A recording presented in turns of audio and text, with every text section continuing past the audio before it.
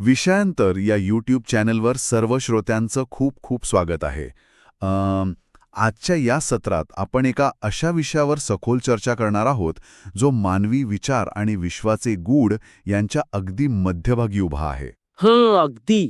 या आधीच्या सत्रांमध्ये आपण भगवद्गीतेच्या पहिल्या 9 अध्यायांचा सविस्तर सारांश कव्हर केला आहे.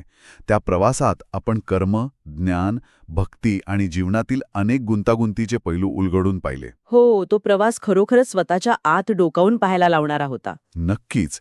पण आता आपण ज्या टप्प्यावर आलो आहोत तो म्हणजे भगवद्गीतेचा 10वा अध्याय. याला विभूती योग असं म्हटलं जातं. या संपूर्ण अध्यायात एकूण 42 श्लोक आहेत. बरोबर.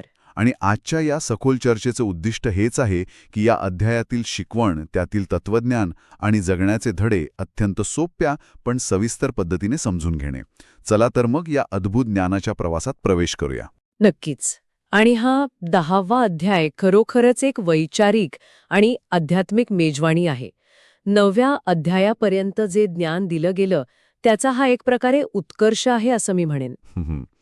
विभूती या शब्दाचा साधा अर्थ सांगायचा तर ईश्वराचे विशेष प्रकटीकरण, त्याची भव्यता किंवा या विश्वातील त्याचे ऐश्वर्य, म्हणजे थोडक्यात वैभव. अगदी. या आधीच्या अध्यायांमध्ये आपण अनेकदा अमूर्त किंवा निराकार तत्वज्ञानावर चर्चा केली. पण हा अध्याय माणसाला जमिनीवर आणतो. कसं काय? कारण आपल्या सभोवतालच्या जगात आपण जे डोळ्यांनी पाहतो, जे अनुभवतो, त्यात ईश्वराचे अस्तित्व कसे पाहावे याचे अत्यंत स्पष्ट आणि व्यावहारिक मार्गदर्शन या अध्यायात आहे. ही चर्चा श्रोत्यांना फक्त तत्वज्ञान शिकवणार नाही, तर रोजच्या जीवनात जगाकडे पाहण्याची एक पूर्णपणे नवीन दृष्टी देईल. हे ऐकायला खूपच रंजक वाटतंय. आपण थेट या अध्यायाच्या सुरुवातीला जे रहस्य उलगडले आहे तिथूनच सुरुवात करूया. हो, चालेल. पहिल्या काही भागांमध्ये एक अत्यंत शक्तिशाली विधान येते. तिथे असं म्हटले आहे की ईश्वराचं मूळ स्वतः देवतांना किंवा महान महर्षींनाही माहीत नाही. हो. म्हणजे विचार करा श्रोतेहो, ज्या देवतांना आपण सर्वज्ञ मानतो, जे ज्ञानाचे भंडार मानले जातात, त्यांनाही हे ज्ञान नाही. कारण ईश्वरच या सर्वांचे उगमस्थान आहे. मला वाटतं हे विधान एकाच वेळी खूप साधं आणि खूपच चक्रावून टाकणारं आहे. होय. आणि यामागे एक अत्यंत सखोल तर्क आहे. जर आपण एखाद्या नदीच्या प्रवाहाचा विचार केला तर नदीच्या प्रवाहात राहणाऱ्या पाण्याला हे कधीच कळू शकत नाही की नदीचा नेमका उगम कुठे झाला आहे. अरे वाह, हे उदाहरण खूपच छान आहे. कारण ते पाणी त्या उगमातूनच पुढे आलेले असते.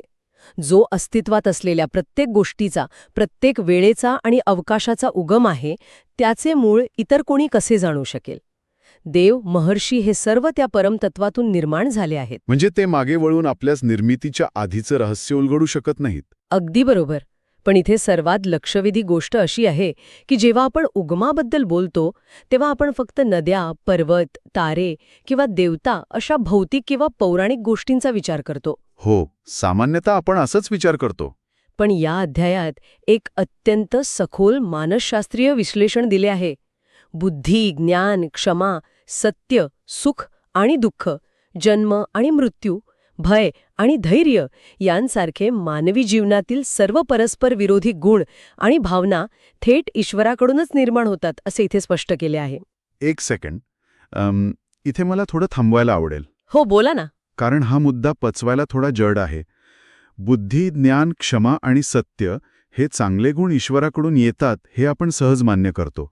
पण सुख आणि दुःख किंवा भय आणि धैर्य म्हणजे आपल्या आयुष्यातील दुःख आणि आपल्या मनातील भीतीसुद्धा त्याच एका सर्वोच्च उगमातून येते. सामान्यतः आपण सुखाला ईश्वराचा आशीर्वाद मानतो आणि दुःखाला आपल्या कर्माचा दोष किंवा वाईट नशिबाचं फळ मानतो. पण इथे तर पूर्णपणे वेगळाच दृष्टिकोन मांडला आहे. हाच तर या तत्वज्ञानाचा गाभा आहे. आपण माणसांनी सोयीसाठी जगाची विभागणी चांगले आणि वाईट अशी केली आहे. खरंय. पण जर आपण या विश्वाकडे एका अलिप्त दृष्टिकोनातून पाहिले तर हे द्वंद्व अस्तित्वातच नाही. हे समजण्यासाठी आपण एका चित्रपट दिग्दर्शकाचं उदाहरण घेऊया. अच्छा. एक महान दिग्दर्शक जेव्हा एखादा चित्रपट बनवतो तेव्हा तो फक्त नायकाच्या यशाचे प्रसंग लिहित नाही.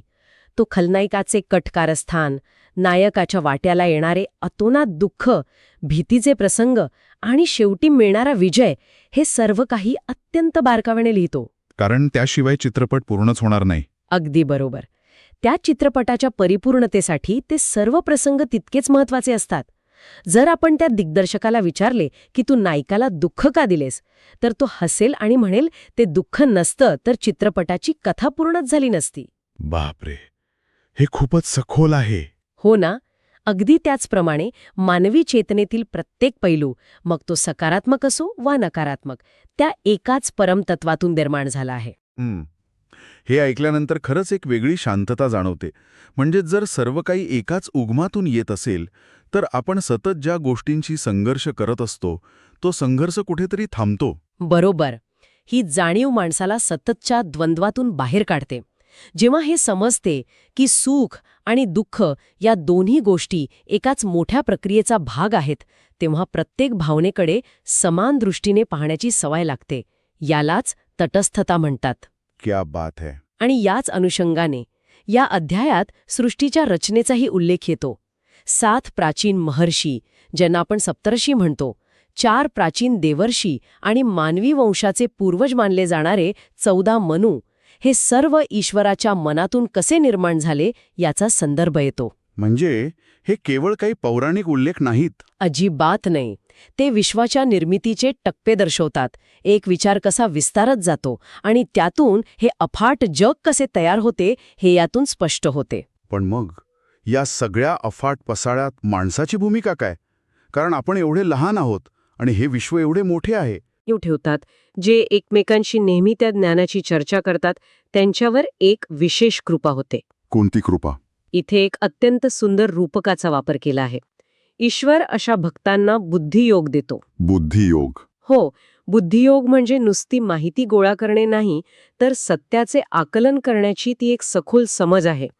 आणि त्याहूनही सुंदर गोष्ट म्हणजे ईश्वर अशा लोकांच्या हृदयातील अज्ञानाचा अंधार ज्ञानदीपाने नष्ट करतो.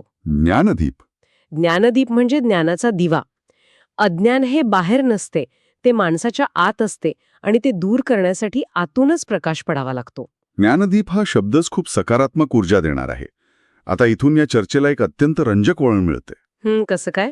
या सगळ्या सखोल ज्ञानानंतर अर्जुनाची जी प्रतिक्रिया आहे ती खूप नैसर्गिक आणि आपल्या सर्वांची प्रतिनिधित्व करणारी आहे. हो, ते तर आहेच. हो, अर्जुनाने हे सर्व ऐकले आणि त्याने मान्यही केले की ईश्वर हेच परमब्रह्म आहे, सर्वोच्च तत्व आहे. देवर्षी नारद, व्यास यांच्यासारख्या महान ऋषींनी जे सांगितले तेच आता त्याला प्रत्यक्ष जाणवू लागले आहे. पण तरीही त्याच्या मनात एक अत्यंत व्यावहारिक प्रश्न निर्माण होतो. होय, आणि तो प्रश्न या संपूर्ण संवादातील सर्वात मानवी पैलू आहे असं मला वाटतं. अर्जुन एक अत्यंत प्रामाणिक अडचण मांडतो. तो म्हणतो, मला हे बौद्धिक पातळीवर समजले आहे की तुम्ही सर्वव्यापी आहात. तुम्हीच उगमाचे उगम आहात. पण मी सामान्य माणूस आहे. अगदी हेच. तो विचारतो, मी तुमचे सतत चिंतन कसे करावे? या अफाट निराकार तत्वावर मी माझे मन कसे केंद्रित करू?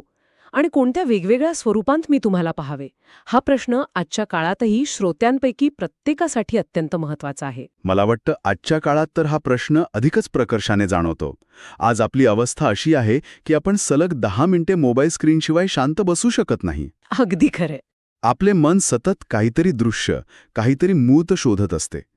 अशावेळी निराकार, अनंत, अमूर्त तत्वावर लक्ष केंद्रित करा असे कोणी सांगितले तर ते मानवी मेंदूसाठी जवळजवळ अशक्यच आहे. आपल्याला डोळ्यासमोर काहीतरी हवे असते ज्याच्याशी आपण जोडले जाऊ शकू. अगदी अचूक निरीक्षण आहे हे. मानवी मन हे उत्क्रांतीच्या प्रक्रियेत अशा प्रकारे घडले आहे की ते भौतिक आणि मूर्त गोष्टींशी लगेच जोडले जाते. अमूर्त किंवा निराकार गोष्टींचा विचार करणे ही मानवी मेंदूची खूप नंतरची प्रगल्भता आहे. म्हणूनच अर्जुन अशी काही मूर्त आणि सर्वोच्च उदाहरणे मागतो ज्यांच्याद्वारे ईश्वराचे ध्यान करता येईल. म्हणजे तो ईश्वराला विनंती करतो की तुमच्या ज्या विभूतींमुळे तुम्ही या जगात वास करता ते तुमचे विशेष प्रकटीकरण मला सविस्तर सांगा. होय, आणि इथून पुढे भगवद्गीतेतील अत्यंत काव्यमय आणि भव्य असा भाग सुरू होतो. आणि जसजसा हा संवाद पुढे सरकतो तसतशी ईश्वराच्या अनंत विभूतींची म्हणजेच त्यांच्या उत्कृष्टतेच्या शिखरांची एक भली मोठी यादीच समोर येते. ही यादी वाचताना आपण अक्षरशः थक्क होतो. हो, कारण ती खूपच विस्तीर्ण आहे. कारण सुरुवात होते ती सर्वात जवळच्या गोष्टीपासून. ईश्वर म्हणतो, मी सर्व प्राणीमात्रांच्या हृदयात वास करणारा आत्मा आहे. म्हणजे सुरुवात स्वतःच्या आतून होते आणि त्यानंतर सृष्टीतील भव्यतेची उदाहरणे सुरू होतात. आदित्यांमध्ये विष्णू, प्रकाशणाऱ्यांमध्ये सूर्य आणि नक्षत्रांमध्ये चंद्र. इथे एक गोष्ट लक्षात घेण्यासारखी आहे. जर आपण याचा मोठ्या संदर्भाशी संबंध जोडला तर या प्रत्येक उदाहरणात एक सामायिक धागा आहे. कोणता धागा? प्रत्येक वर्गातील जी सर्वात उत्कृष्ट, सर्वात प्रभावशाली आणि तेजस्वी गोष्ट आहे ती ईश्वराची विभूती मानली गेली आहे. जेव्हा माणूस आकाशात पाहतो तेव्हा त्याला असंख्य तारे दिसतात, पण सूर्य आणि चंद्र हे त्यांच्या प्रकाशाने आणि भव्यतेने माणसाचे लक्ष वेधून घेतात. जो प्रकाश अंधार दूर करतो ते ईश्वराचे रूप आहे. बरोबर. आणि पुढे ही यादी अजूनच अफाट होत जाते. वेदांमध्ये सामवेद, देवांमध्ये इंद्र, इंद्रियांमध्ये मन आणि प्राण्यांमधील चेतना किंवा बुद्धिमत्ता, रुद्रांमध्ये शिव, पर्वतांमध्ये मेरू आणि स्थिर गोष्टींमध्ये हिमालय. पण इथे मला थोडं डेव्हिल्स ॲडव्होकेट बनून एक प्रश्न विचारायचा आहे. नक्की विचारा. जर ईश्वर हिमालयासारख्या सर्वोच्च पर्वतात आहे किंवा प्राण्यांमध्ये सिंहासारख्या शक्तिशाली प्राण्यात आहे, तर मग माझ्या घरामागील छोट्या टेकडीचे काय? किंवा रस्त्यावर फिरणाऱ्या सामान्य कुत्र्याचे काय? सामान्य किंवा क्षुद्र वाटणाऱ्या गोष्टींमध्ये ईश्वरी अंश नाही का? मग ईश्वर सर्वव्यापी कसा? हा एक अत्यंत उत्कृष्ट आणि धारदार प्रश्न आहे आणि अनेकदा लोक इथेच गोंधळतात. हो ना. इथे ईश्वराला असे अजिबात म्हणायचे नाहीये की छोट्या टेकडीत किंवा रस्त्यावरील कुत्र्यात ईश्वरी अंश नाही. ईश्वर तर आधीच म्हणाला आहे की तो सर्व प्राणीमात्रांच्या हृदयात आहे. पण इथे मुद्दा मानवी मानसशास्त्राचा आहे. अच्छा, म्हणजे कसला? मानवी मनाला सुरुवातीला आदराची, श्रद्धेची आणि नम्रतेची सवय लावण्यासाठी एखाद्या भव्य गोष्टीची गरज असते. जेव्हा तुम्ही हिमालयासमोर उभे राहता तेव्हा तुम्हाला विशेष प्रयत्न करावे लागत नाहीत. तुमची मान आपोआप नमते, तुमचा अहंकार गळून पडतो. हे मात्र अगदी खरंय. निसर्गाच्या त्या अफाट रूपासमोर आपण खूप लहान वाटतो. होय, तुमच्या तोंडातून आपोआप अवाक करणारे शब्द बाहेर पडतात. तो जो क्षणभर तुमचा अहंकार नष्ट होतो तो ईश्वरीय अनुभव असतो. म्हणजे उत्कृष्टतेची ही उदाहरणे मानवी मनासाठी एक प्रकारची ट्रेनिंग व्हील्स आहेत असं म्हणता येईल. अगदी तसंच. एकदा का सर्वोच्च आणि भव्य गोष्टींमध्ये ईश्वराला पाहण्याची सवय झाली की मग ती दृष्टी हळूहळू इतकी प्रगल्भ होते की माणसाला एका साध्या दगडात किंवा सामान्य जीवातही तोच ईश्वर दिसू लागतो. हे एका पायरीसारखे आहे. म्हणूनच यादीत पुढे म्हटले आहे की शब्दांमध्ये ओम, यज्ञांमध्ये जपयज्ञ, वृक्षांमध्ये अश्वत्थ म्हणजेच पिंपळ. पिंपळाला विशेष महत्त्व आहे ना? हो, पिंपळाचे झाड हे त्याच्या दीर्घायुष्यासाठी आणि सतत प्राणवायू देण्याच्या क्षमतेसाठी ओळखले जाते. पुढे देवर्षींमध्ये नारद, घोड्यांमध्ये समुद्रातून अमृतमंथनावेळी आलेला उच्चैश्रवा, हत्तींमध्ये ऐरावत, प्राण्यांमध्ये सिंह आणि पक्ष्यांमध्ये गरुड, नद्यांमध्ये गंगा, शस्त्रांमध्ये वज्र आणि योद्ध्यांमध्ये राम. आणि निसर्गाच्या चक्रातही तेच सर्वोच्चत्व दिसते. ऋतूंमध्ये वसंत ऋतू असे म्हटले आहे. होय, कारण वसंत ऋतू हा नवनिर्मितीचा, सौंदर्याचा आणि चैतन्याचा ऋतू आहे.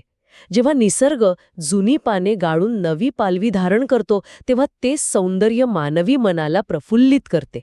तेच सौंदर्य, ती नवनिर्मिती म्हणजेच ईश्वर.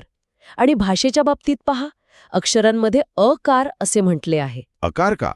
इतर अक्षरे का नाहीत? कारण हा सर्व ध्वनींचा आणि शब्दांचा मूळ आधार आहे.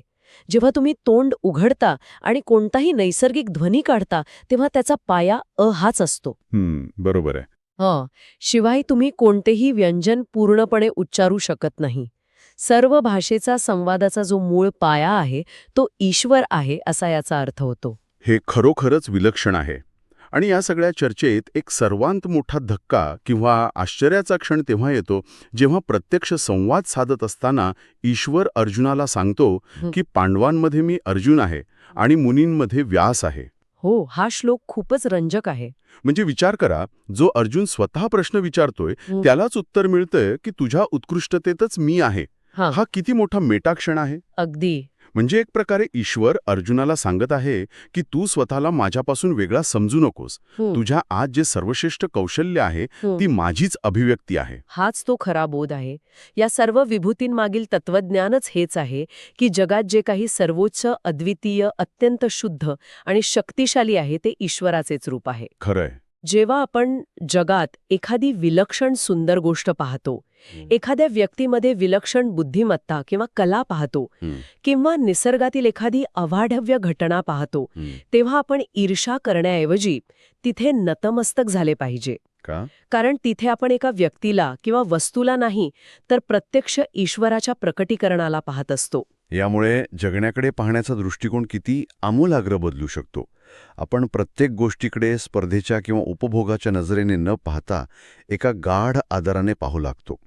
पण या यादी ऐकताना मला वाटलं होतं की हा अध्याय इथेच संपेल. एक भव्य यादी दिली आणि विषय संपला. पण नाही, या अध्यायाच्या शेवटच्या काही श्लोकांमध्ये हे तत्वज्ञान एका अशा उंचीवर नेऊन ठेवले आहे जे वाचून खऱ्या अर्थाने बुद्धी शून्य होते. एक असा आहा मोमेंट येतो जो तुमची विश्वाबद्दलची समज कायमची बदलून टाकतो. होय, शेवटचे श्लोक हा या संपूर्ण संवादाचा कळसाध्याय आहे. जसे की श्लोक 39 मध्ये अत्यंत स्पष्टपणे सांगितले आहे की जगात अशी कोणतीही सजीव किंवा निर्जीव वस्तू नाही जी ईश्वराविना अस्तित्वात असू शकेल. ईश्वराच्या विभूतींना कोणताही अंत नाही. बरोबर. आपण आतापर्यंत जी यादी पाहिली ती फक्त उदाहरणादाखल होती. मग या सगळ्याचा अर्थ काय आहे? सर्वात शेवटच्या श्लोकात म्हणजे श्लोक 42 मध्ये ईश्वराने असे काही सांगितले आहे ज्यामुळे मानवी अस्तित्वाची आणि या संपूर्ण विश्वाची व्याख्याच नव्याने करावी लागते. अगदी बरोबर. शेवटच्या श्लोकाचे सखोल विश्लेषण करणं अत्यंत गरजेचं आहे. या श्लोकात ईश्वर एक प्रकारे या संपूर्ण यादीचा आणि चर्चेचा समारोप करतो.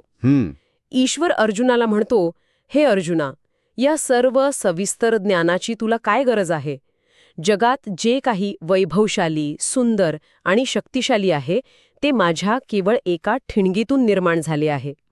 मी माझ्या केवळ एका अंशाने या संपूर्ण विश्वाला आधार देऊन उभा आहे. केवळ एका अंशाने हे शब्द पचवायला खूप वेळ लागतो. म्हणजे विचार करा श्रोतेहो, ज्या सूर्याला आपण इतके तेजस्वी मानतो आणि ज्याच्या एका किरणाने पृथ्वी उजळून निघते, ज्या हिमालयाची भव्यता आपल्याला थक्क करते, ज्या अफाट नद्या आहेत, आणि हे जे संपूर्ण अनंत विश्व आपण पाहतो. होय.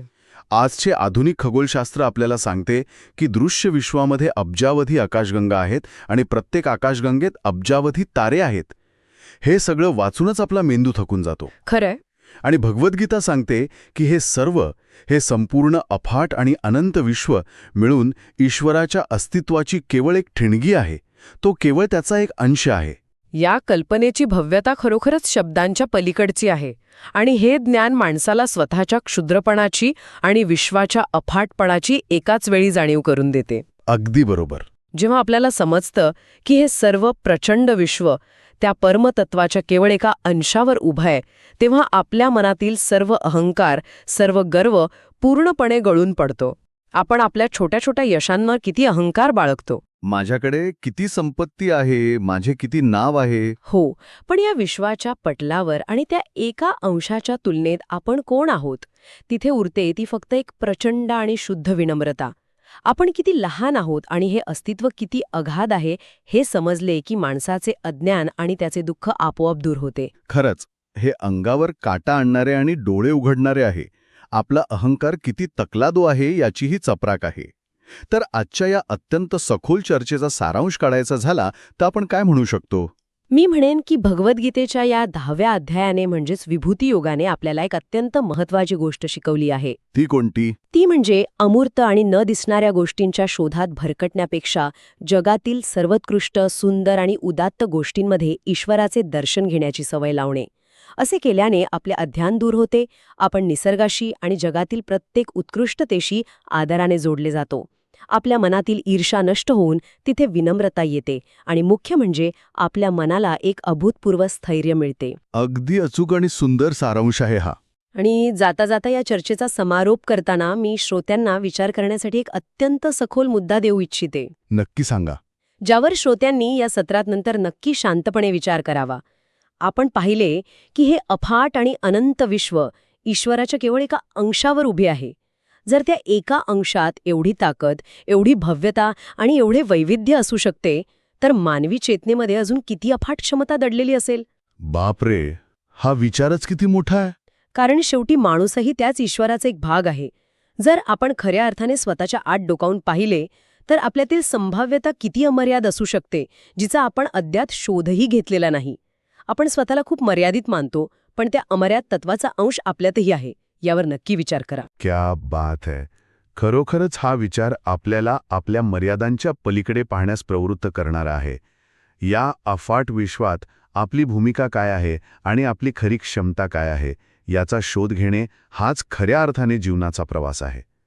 तर श्रोते हो, आजच्या या सखोल चर्चेत आपण 10व्या अध्यायातील विभूती योगाचे रहस्य उलगडले. या अध्यायाने आपल्याला उत्कृष्टतेचा आदर करायला आणि विनम्र राहायला शिकवले. पुढील अध्याय, त्यातील शिकवण आणि धड्यांसाठी आमच्याशी नक्की जोडलेले रहा. स्टे ट्यून्ड फॉर नेक्स्ट अध्याय अँड लर्निंग लेसन्स.